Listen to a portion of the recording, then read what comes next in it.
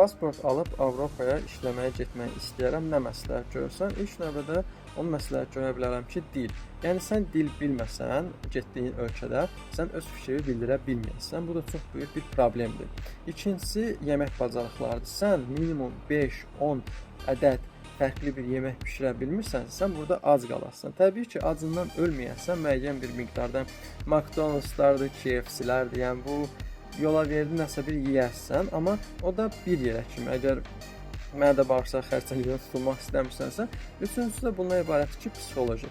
Psixoloji sən özünü hazırlamamış, bura qəti gəlmir. Çünki bura o formada gəlsən hazırlıqsız və sən bunun yəni axırı peşmançılıqdır və peşmançılıqla da geri dönərsən. Yəni bu yolda da müəyyən qədər bir xərclər olacaq. Ona görə də əgər gəlirsənsə, bu yol geri dönülməz bir yoldur. Ona görə də bu şeylərə hazırlıqlı olub gəlmək daha məqsədə uyğundur.